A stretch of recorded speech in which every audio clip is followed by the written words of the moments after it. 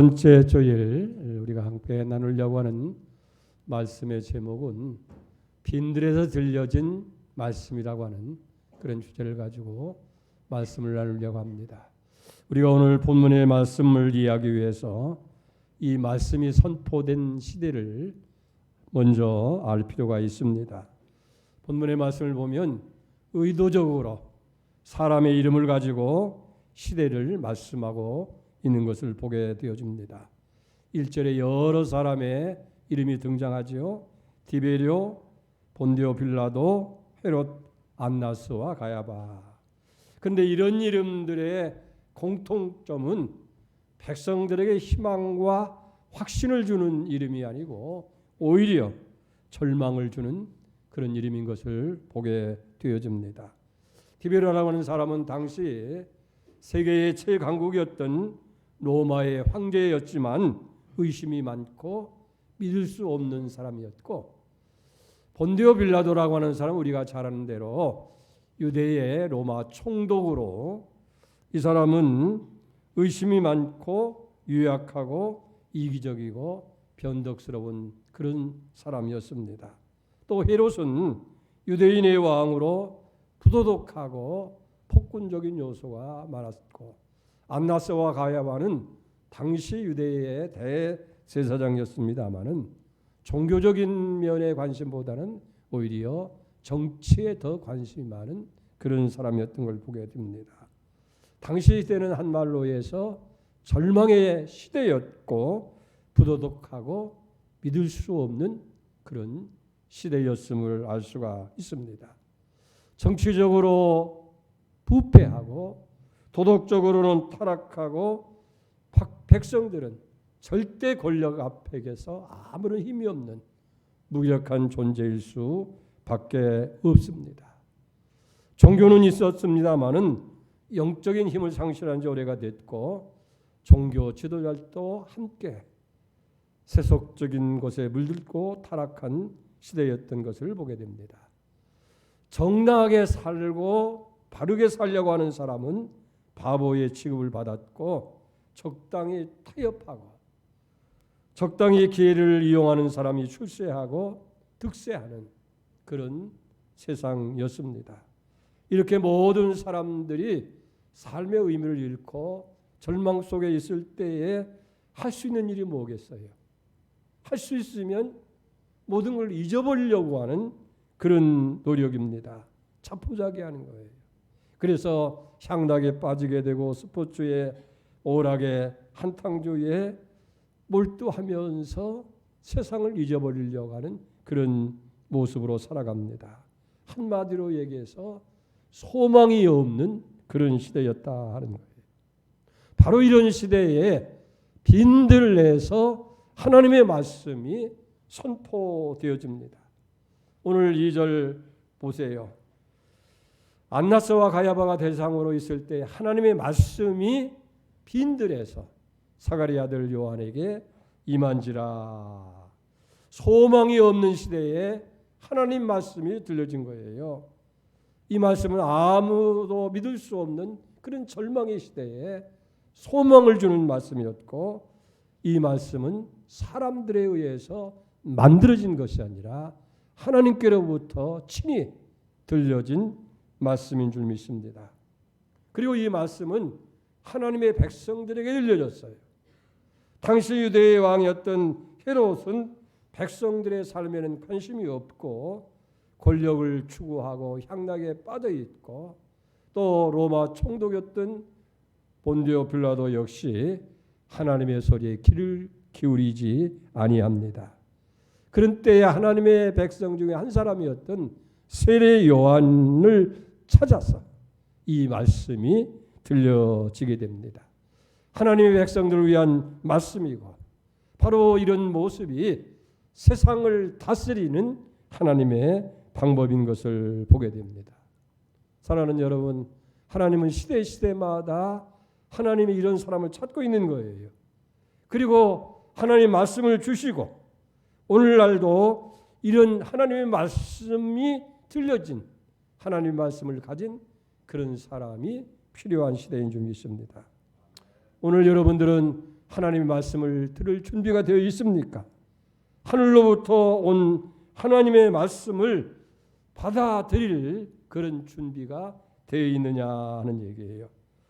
그런 말씀이 그 마음속에 살아서 움직이는 그런 사람이 바로 이 절망의 세상에 소망을 줄 수 있는 하나님의 사람이 되어지는 줄 믿습니다. 오늘 여기 본문에서 먼저 생각할 것은 그러면 빈들에서 들려진 말씀, 하나님 말씀의 내용이 무엇이냐 하는 거예요. 이 실망된 세상에 선포된 하나님의 말씀의 내용 6절을 보세요. 모든 육체가 하나님의 구원하심을 보리라 함과 같으니라. 이 말씀은 구약 선지자인 이사야를 통해서 주어진 말씀인데 세상의 모든 육체가 하나님의 구원을 볼 수 있다. 구원을 보게 되어진다고 하는 그런 말씀입니다. 여러분, 구원이라고 하는 건 뭡니까? 모든 사람들을 부자유롭게 만들고 거북스럽게 하는 것에서 자유롭게 하는 것, 해방시켜주는 것, 그것이 바로 구원이라는 거예요. 그런데 이 구원에는 두 가지 의미가 있는 거예요. 하나는 인간 최대의 죄 문제에서 죄값으로부터 해방을 받게 하는 것, 그것이 구원이고, 다시 말하면 죄 자체로부터 해방, 이것이 구원의 첫째 의미입니다. 두 번째 의미는 모든 사람에게 모든 것에서부터 자유롭게 하는 것, 그걸 구원이라고 그래요. 질병으로부터 자유롭게 하고 가난으로부터 자유롭게 하고 모든 고난과 시련으로부터 자유롭게 하는 것. 그러니까 우리 사람을 괴롭게 만들고 얽매게 하고 부자연스럽게 하는 그런 모든 것에부터 자유케 하는 거예요. 오늘 여러분들이 질병과 가난과 모든 시련과 고난으로부터 해방되는 이 구원이 여러분들에게 임하기를 주의 이름으로 축복하게 되어집니다. 어느 날 감옥에 갇혀 있는 세례 요한이 예수님께 사람들을 보내서 그렇게 묻습니다. 오시리라고 하신 분이 당신입니까? 우리가 다른 사람을 기다려야 됩니까? 그때 예수님께서 대답하신 말씀이 마태복음 11장 5절에 기록되어 있습니다. 맹인이 보며 못 걷는 사람이 걸으며 나병 환자가 깨끗함을 받으며 못 듣는 자가 들으며 죽은 자가 살아나며 가난한 자에게 복음이 전파되린다 하라. 이것은 구원자로 오신 예수님의 사역을 의미하는 거예요.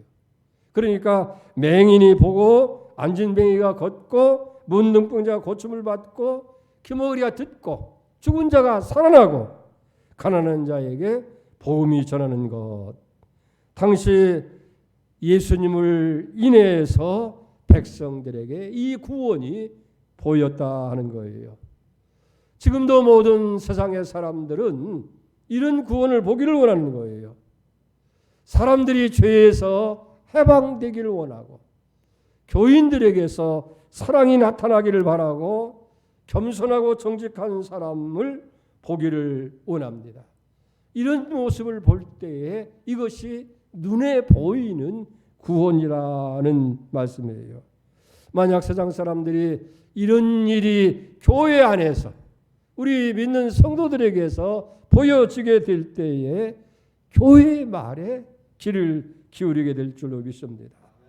세상 사람들은 오늘 교회가 가난한 자에게 관심을 갖고 병든 자에게 관심을 갖고 억압받고 억눌린 자에게 관심을 갖는 것을 보기를 원하는 거예요. 교회가 그렇게 할 때 저 교회에 구원이 있다, 그렇게 말하게 될 줄로 믿습니다. 오늘날 우리 교회 안에서 이런 눈에 보이는 구원이 있어야 되는 거예요.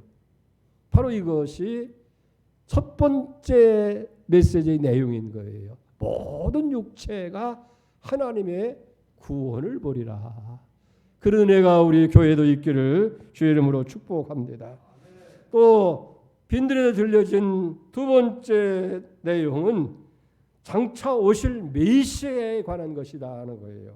4절로 6절의 말씀을 보면 선지자 이사야의 책에 쓴 바 광야에서 외치는 자의 소리가 있어 이르되 너희는 주의 길을 준비하라. 그의 오실 길을 곧게 하라.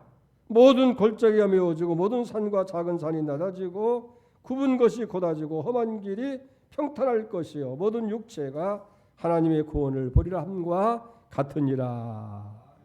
세례 요한을 통해서 외친 말씀은 구원자 메시아가 오신다 하는 거예요. 그러니까 구원자이신 예수님께서 이 땅에 오셔서 모든 것을 바르게 고치는 것, 그것이 구원이라는 거예요. 그 일을 위해서 메시아인 왕이 오신다. 이제 오시는 구원자는 구원을 위해서 오시는 것이 아니라 심판주로, 재림하시는 예수님은 심판의 주님으로 다시 오실 줄로 믿습니다. 오늘 우리는 모두가 다 마라나타, 주 예수 어서 오시옵소서, 다시 오실 재림의 메시아를 우리가 기다리고 있게 됩니다. 빈들에 들려진 세 번째 내용은 준비의 필요성에 대해서 말씀하고 있어요. 왕이신 주님이 오시는데 영접할 준비를 우리가 해야 되겠나 하는 거예요. 여러분, 왕이 오면 사전에 그를 영접할 준비가 필요하지요. 뭐 지금은 그런 일이 별로 없지만은 50년대, 60년대 보면 외국에서 왕이나 수상이나 귀한 분들이 오게 되어지면 온 나라가 준비를 하는 거예요. 거리마다 프랑카드와 그 나라 국기가 꽂히게 되어지고 또 오는 왕이나 수상들의 사진을 대형 사진을 만들어서 걸고 또 거리마다 사람들이 태극기와 그 나라 국기를 들고 흔들면서 영접한 일들을 우리가 보게 됩니다. 오늘 우리 가정이 또 마찬가지잖아요. 아주 귀하고 중요한 손님이 오게 된다고 한다면 그분들을 모시기 위해서 잘 우리가 준비하는 준비가 필요한 줄로 믿습니다. 그래서 오늘 본문은 구원자이신 예수님 오실 때에 그분을 맞이할 준비를 해야 된다는 거예요. 그래서 3절에 보면 요한이 요단강 북은 각처에 와서 죄사함을 얻게 하는 회개의 세례를 전파한다 했어요. 죄사함을 얻게 하는 이 회개의 세례, 그게 바로 구원자로 오시는 주님을 영접할 준비라는 거예요. 여러분, 세례라고 하는 말은 물 가지고 깨끗하게 씻는다 하는 거예요.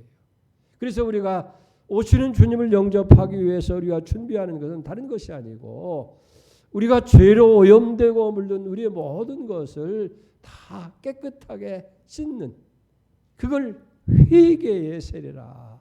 그러니까 주님은 그냥 어느 날 갑자기 오신 것이 아니고 먼저 세례 요한을 통해서 백성들에게 이 요단강에서 회개의 세례를 베푸는 의식이 먼저 선행되어졌다 하는 거예요.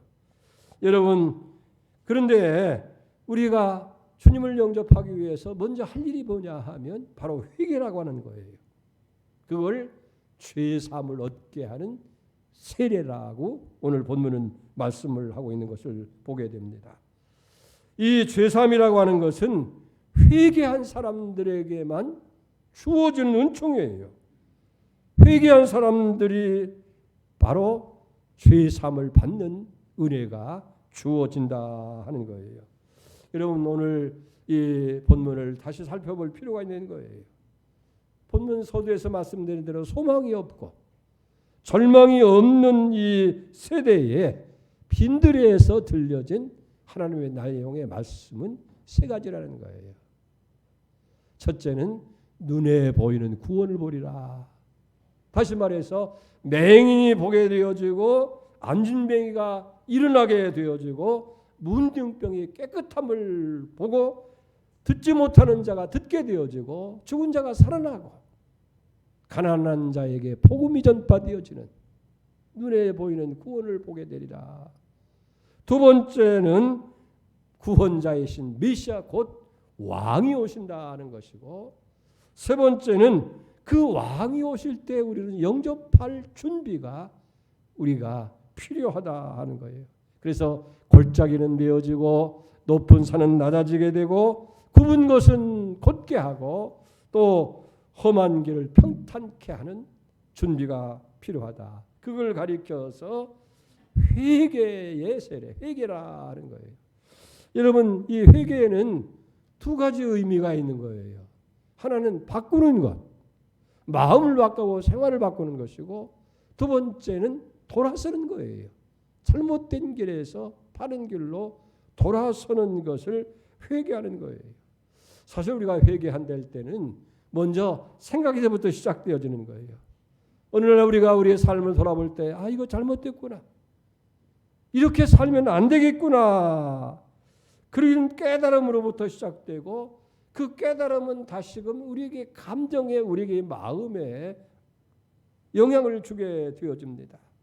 그래서 우리는 그것 때문에 가슴을 통회하고 내가 왜 이렇게 잘못하고 왜 이런 죄를 지었는가. 그래서 통회하고 자복하는 거예요. 그래서 때로는 눈물을 흘리게 되어지고 그러나 그게 진정한 회개는 아니에요. 진정한 회개는 뭐냐면 결단이 필요한 거예요. 그래서 우리의 마음이 변화를 가져오고 잘못된 곳으로부터 떠나고 돌아서는 것. 그런 의지의 결단. 다시 말하면 우리가 잘못 살아온 것에 대해서 먼저 지식적으로 깨닫는 거예요. 그것이 이제 우리에게 마음에 영향을 끼치면서 그걸 통회하고 자복하고 우리의 행동의 결단의 의지를 통해서 잘못된 것을 고치고 잘못된 것에서 돌아서는 그걸 가리켜서 회개라 하는 거예요. 오늘 누가복음 3장 4절을 다시 봅시다. 선지자 이사야의 책에 쓴 바 광야에서 외치는 소리가 있어 이르되 너희는 주의 길을 준비하라 그의 오실 길을 곧게 하라. 여러분 성탄이 뭐예요? 하나님이 사람이 되어서 이 땅에 오신 것 그것이 성탄인 거예요. 자, 하나님이 사람이 되어 이 땅에 오시는 왕이신 그분이 이 땅에 오실 때 우리는 준비가 필요하다는 거예요. 여러분 굽은 길은 어떻게 하겠어요? 그저 길 옆에서 눈물을 흘리면서 길이 이렇게 구불구불 형편없이 됐으니 죄송합니다. 미안합니다. 그렇게 우리가 얘기를 해야 되겠습니까? 아니죠. 삽이나 곡괭이를 들고 굽은 길을 바르게 하고 울퉁불퉁한 것을 평탄케 만드는 작업 그 필요하잖아요. 그걸 가리켜서 회개라 하는 거예요. 그래서 4절에 보면 너희는 주의 길을 예비하라 그가 오실 길을 곧게 하라.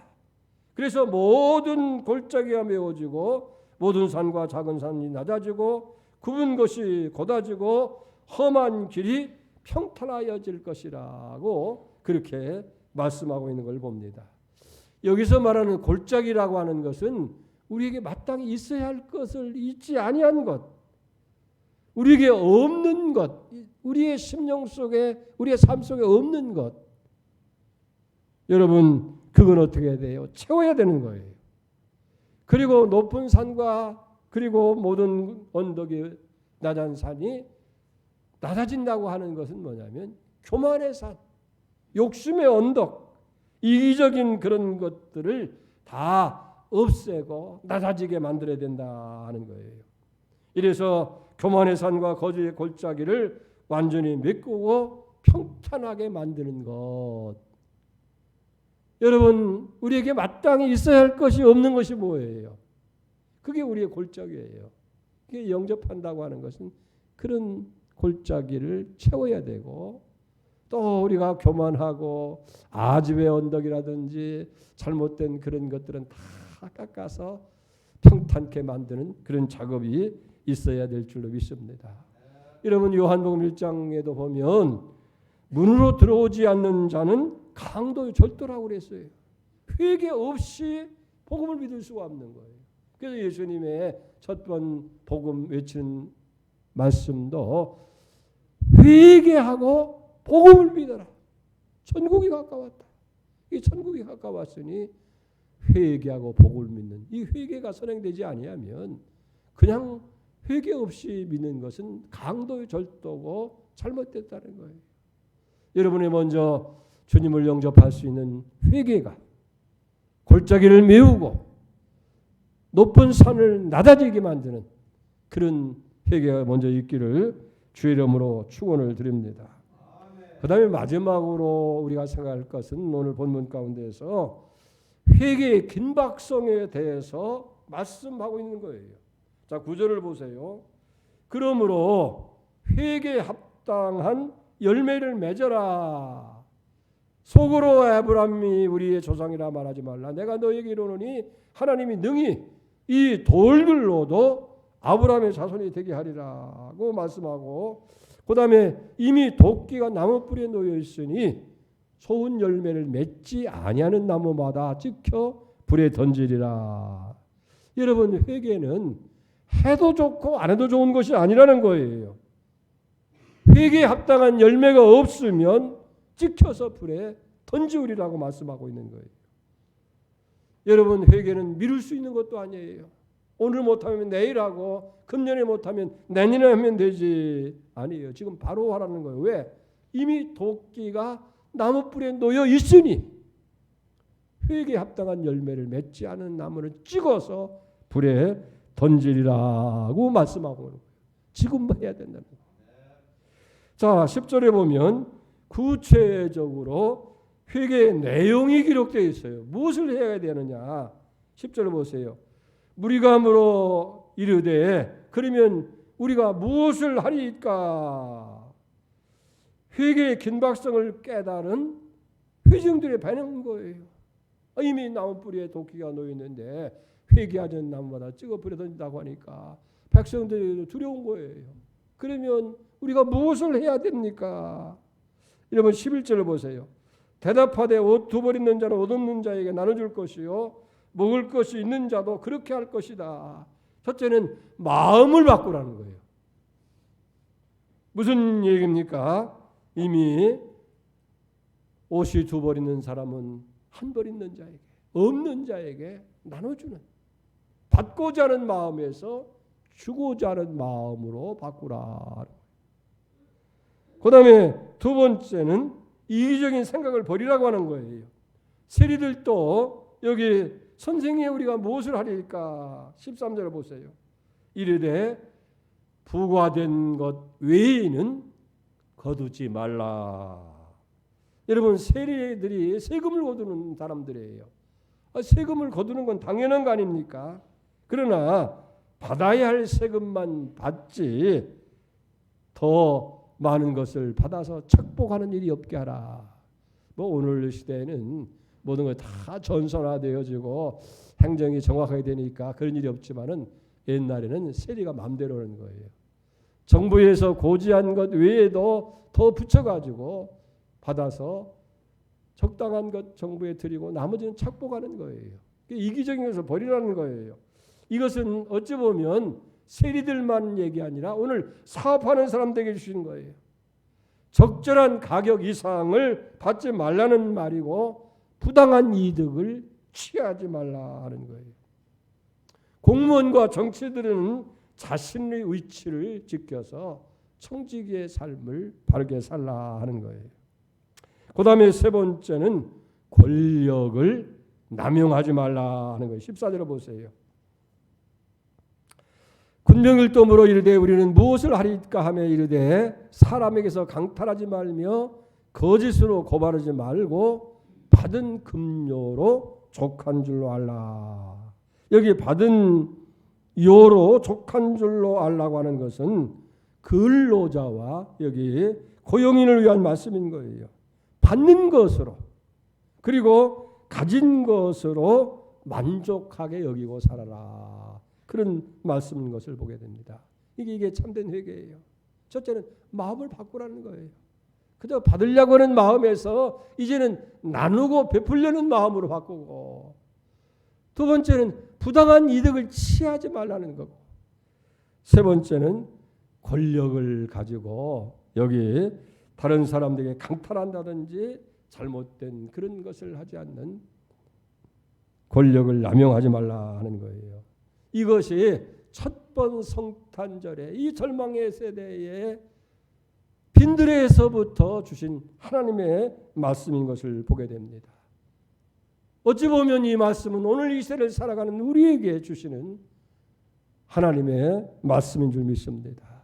성탄을 기다리고 성탄을 위한 준비를 하는 우리에게 통일하게 들려주는 말씀이라는 거예요.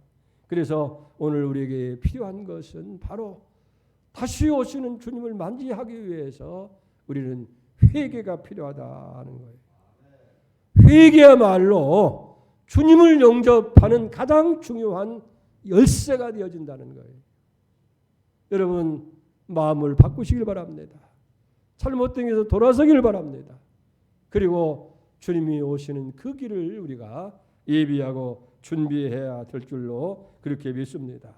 그래서 회개라고 하는 것은 우리가 그렇게 살아야 되겠다 깨닫는 것만으로 하는 것이 아니라 사람과 사람 사이에서 오늘 이 말씀처럼 적용되어지고 실천되어질 때 그것이 바른 회개인 줄로 믿습니다.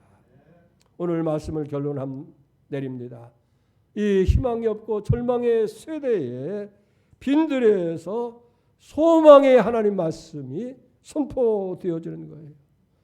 모든 백성들이 눈에 보이는 구원을 보리라. 그래서 맹인이 보게 되어지고 그 다음에 여기 보게 되면 안진뱅이가 일어나고 문둥병이 깨끗함을 받고 못 듣는 자가 듣게 되어지고 죽은 자가 살아나고 가난한 자에게 복음이 전파되어지는 오늘 우리에게도 이런 눈에 보이는 구원이 교회에서 우리 믿는 성도들에게서 일어나야 되겠다 하는 거예요. 그 다음에는 왕이 오신다는 거예요. 그분이 바로 구원자 메시아이고 그분을 맞이할 준비가 우리가 있는데 그것이 바로 회개고 회개는 바꾸고 돌아서는 것이고 그 다음에 회개의 긴박성 이미 나무뿌리에 도끼가 놓여 있으니 회개 합당한 열매를 맺으라는 거예요. 안 하면 찍혀서 불에 던지리라는 거예요.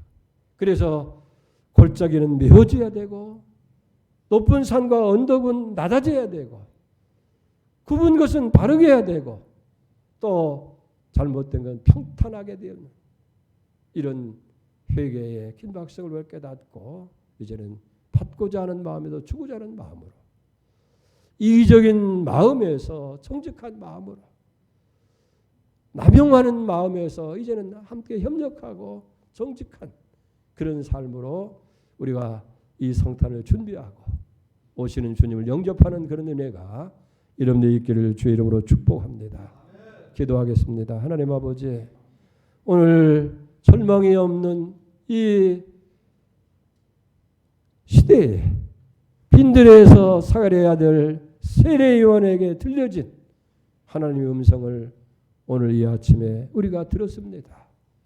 하나님 오늘같이 혼란스럽고 모든 사람들이 힘들어하고 절망하는 시대에 오늘 우리도 하늘로부터 들려지는 음성을 듣기를 원합니다. 하늘의 소리를 받기를 원합니다. 우리 모두가 이 시간 이 말씀을 받아들일 수 있게 하여 주옵소서.